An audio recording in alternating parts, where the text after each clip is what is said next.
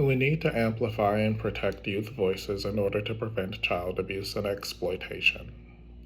When children are taught from a young age that their voices matter, that they have the right to use them, and they are tools for self advocacy and protection, life narratives can begin shifting and child abuse rates can begin declining. A just and equitable, civilized, and humane society is possible if we take the necessary steps towards it every day.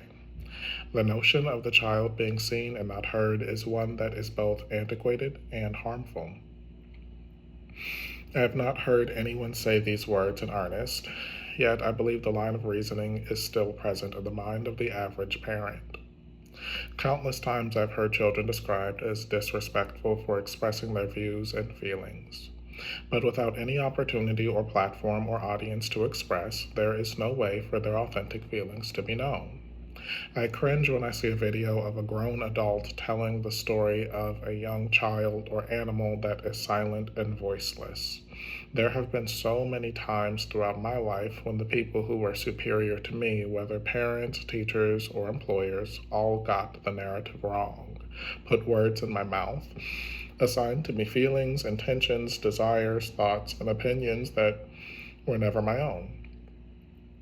Without the opportunity to speak and clear these things up, the narratives that can circulate can become very detrimental. There is not a single one of us that would want to stand in a court of law in which we were the accused and not be allowed to defend our reputation at all whatsoever. Yet this is exactly what my upbringing was like. To defend my name was considered to be talking back. Now, I don't want to make this entire channel about me processing my childhood trauma. I'm trying to mainly do that through the poetry on my other social media outlets, but the purpose of my essays is primarily to educate people and push forward the dialogue on this issue, or possibly even start it for people who have never seriously considered it. I would cherish the opportunity to live in a world in which childhoods were good. When I was growing up, I thought I was unique. I thought my suffering was strange and personal, and this was compounded by my being homeschooled, my qualms with which will be explored at a later time. I find myself in a unique position now that I have been no contact with my family of origin for almost 2 years, where I have no children, no spouse, and I am not in regular contact with anyone from my family.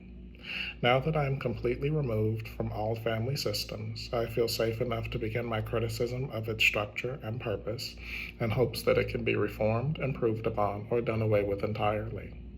We are living at a unique point in history, in which the forces of many powers are acting upon us, driving us apart in ways I could not foresee. The future for the family, as well as for our country and our entire world, remains just as uncertain as ever. But regardless of what happens, we can take steps forward to improve whatever conditions we find ourselves under. My hope is that we can create a childhood for all children that fulfills their needs. I believe that when every child has their needs met, it gives them their best chance at succeeding in life. I believe all our problems are solvable, life is livable, and there is a future unlike anything we could imagine if we changed our ways. When we learn and grow, there is nothing we cannot do. I imagine cancer cured, homelessness solved, poverty solved, sickness solved. What humanity will be up to at that point in time, I can only imagine. But so much of our suffering is optional. We need to make the most out of our human capital by investing as much as we can into each generation.